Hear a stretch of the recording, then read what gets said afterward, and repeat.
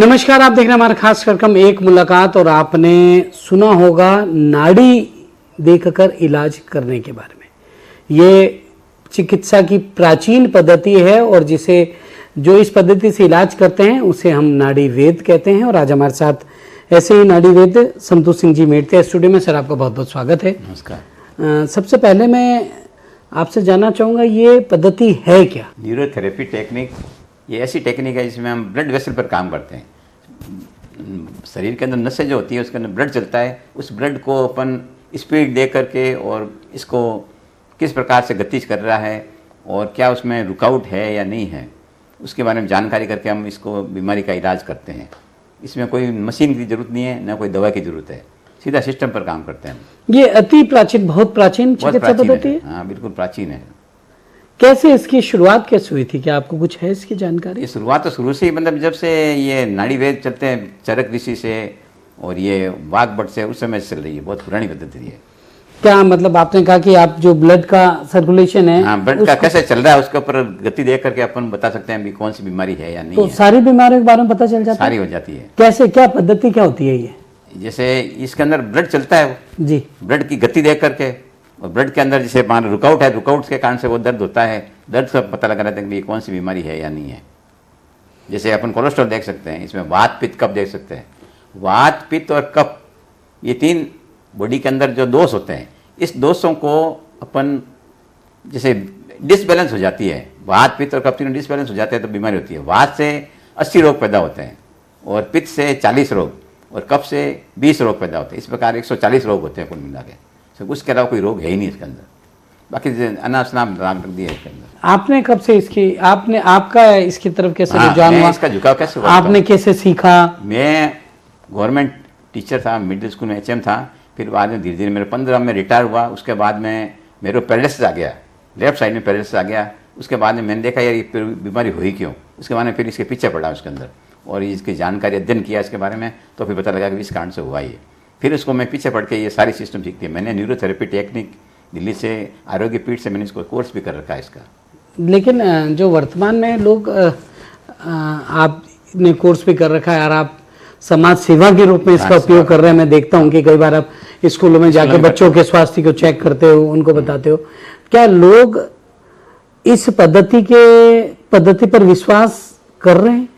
आता असर है इसका सीधा, मतलब जैसे आपको दर्द है कहीं पर, मान लो सर्वाइकल है तो दर्द आता ठीक होता है। लोग आते हैं आपके पास? आते हैं, सब घर पे ही आते हैं। मैं कैंप करता हूँ उसके अंदर। हमारे विजय शर्मा हैं, वो भी इन कैंप में सहायता का हेल्प करते हैं। आजकल जो बड़ी बीमारियां जैसे हार्ट है, हाँ, कैंसर है, इसका भी क्या इस पद्धति में उपचार है? उपचार है सर।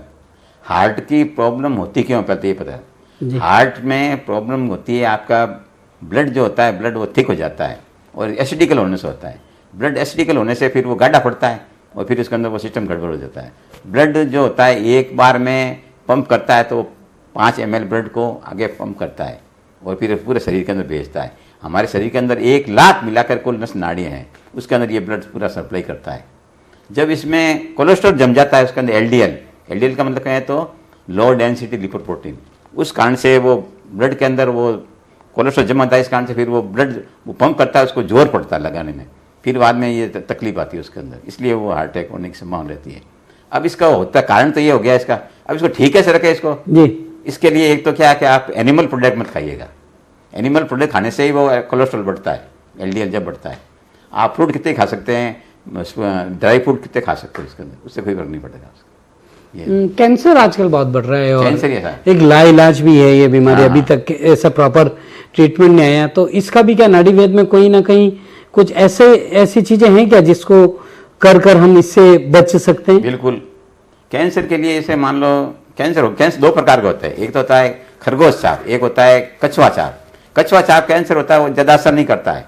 जो खरगोश चाप हो गया ना, वो खरगोश जैसा हो गया तो वो जल्दी जल्दी उसको हो जाएगा और फिर आदमी बचने की संभावना बहुत कम रहती है। इसके लिए क्या करते हैं कि अपन एक इतनी हल्दी ले लें, हल्दी और फिर उसके अंदर नीम पत्ते का पाउडर, नीम पत्ते, करेले आधा किलो करेले ले लो, इतनी हल्दी ले लो और नीम के पत्ते, पीपल के पत्ते और काफ़ी ऐसे पत्ते, हार श्रृंगार के पत्ते, वो कूट के चटनी बना करके आप इसके अंदर कुंडे में या कोई टब के अंदर डाल के इसको आप कदम ताल करो इसके अंदर तो इसका स्वाद जो अपन जीभ पे आ जाएगा थोड़ी देर बाद, 1 घंटे 2 घंटे बाद आ जाएगा।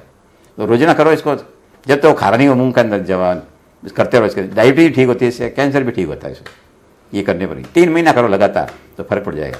डायबिटीज आपने बात करी, डायबिटीज भी बहुत फैल रही है। डायबिटीज का क्या नाड़ी जो पद्धति है, चिकित्सा पद्धति, इसमें है उपचार? डायबिटीज के अंदर पेंक्रियाज के अंदर वो इंसुलिन सही नहीं बन रहा है। 2 प्रकार की डायबिटीज होती है, टाइप 1 टाइप 2 जी। तो उसको अपन इसको यहाँ पेंक्रियाज चेक करके बता देते हैं कि डायबिटीज है या नहीं है।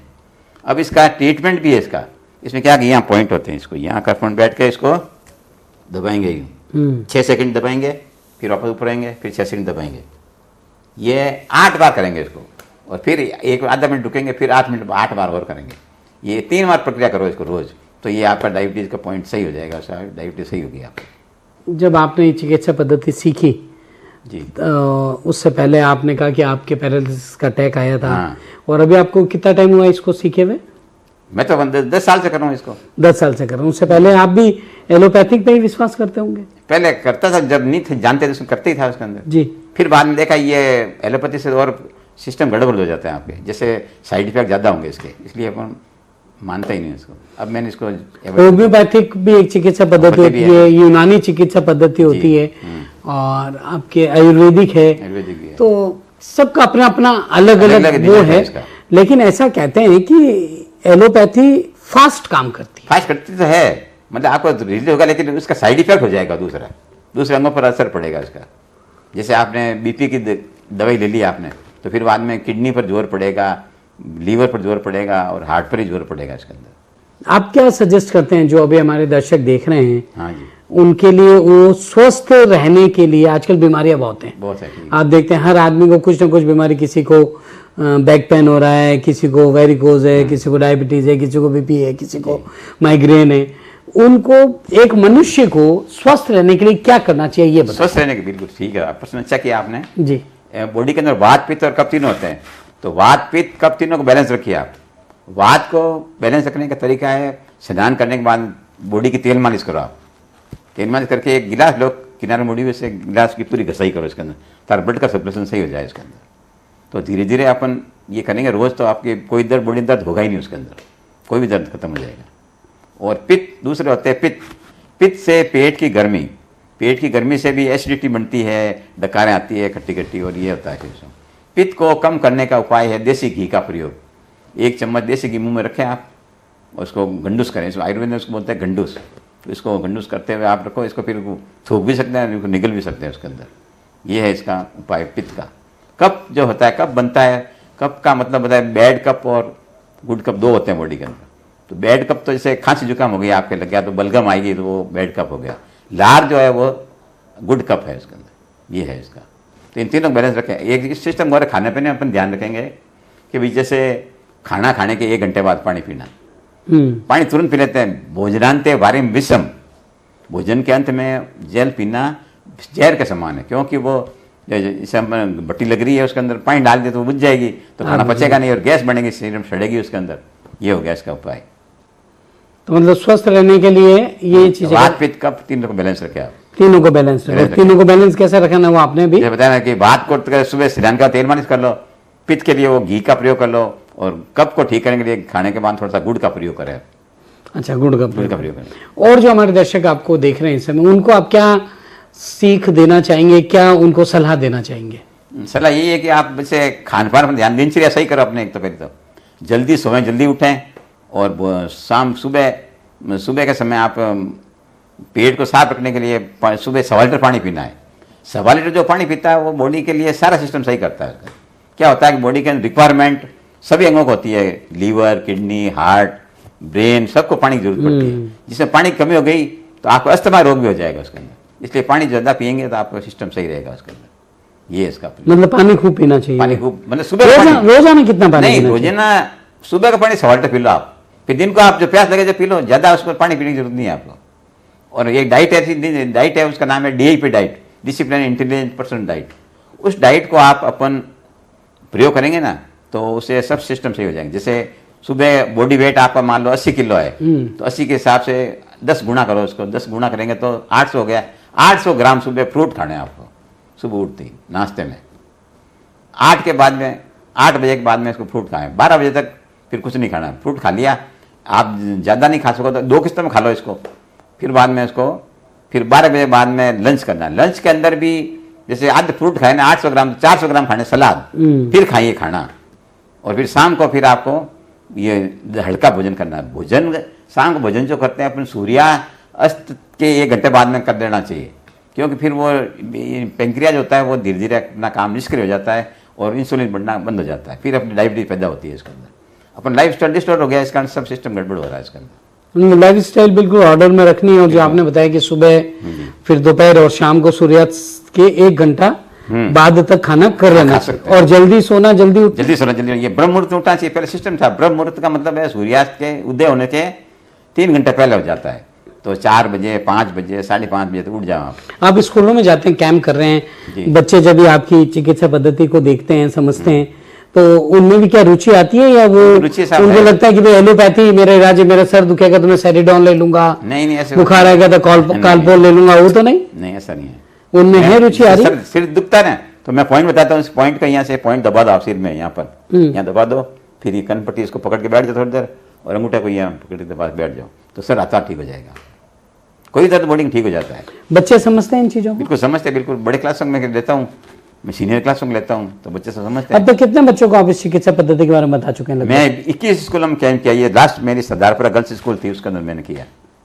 आप क्या चाहते हैं सरकार से चिकित्सा पद्धति? मैं यही चाहता हूँ कि इस न्यूरोथेरेपी टेक्निक से बच्चों को ऐसा ज्ञान दिया जाए शुरू से ही, पढ़ाई के अंदर इसको लिया जाए, कि ताकि वो अपने क्षेत्र में बिना दवाई खा करके, बिना मसे ठीक करके दवाई खा करके उसको ठीक हो सके और स्वस्थ रहे जिंदगी भर। अंत में हमारे जो दर्शक देख रहे हैं उनको क्या संदेश देना चाहेंगे? बस यही है कि आप अपना दिनचर्या ठीक रखिए, खान पान सही रखिए। 80% खान पान पर आप बीमारी पैदा होती है। सही खान पान नहीं है तो आप 80% नहीं खा रहे हैं ठीक ठाक, तो बीमारी पैदा होगी आपके अंदर। और 10% होता है दिमाग की, मस्तिष्क के अंदर भी आप दिमाग में बात घुस गई तो वो फिर 10% उसमें बीमारी में काम करेगी वो, और 10% उसको योग प्राणायाम से होता है। तो योग प्राणायाम भी करें साथ में, और दूसरा अपन खान पान सही करें अपना। मोटी बात खान पान पर डिपेंड करती है। चलिए, आपका बहुत बहुत धन्यवाद। ये न्यूरोथेरेपिस्ट संतू सिंह मेड़तिया, जिन्होंने बताया कि अगर आपको स्वस्थ रहना है तो आपको कुछ नियमों का पालना करनी होगी, और उन नियमों का पालना कर कर आप पूरी तरह स्वस्थ रह सकते हैं। आज के इस कार्यक्रम फिलहाल इतना ही, हमें दीजिए इजाजत। नमस्कार। नमस्कार।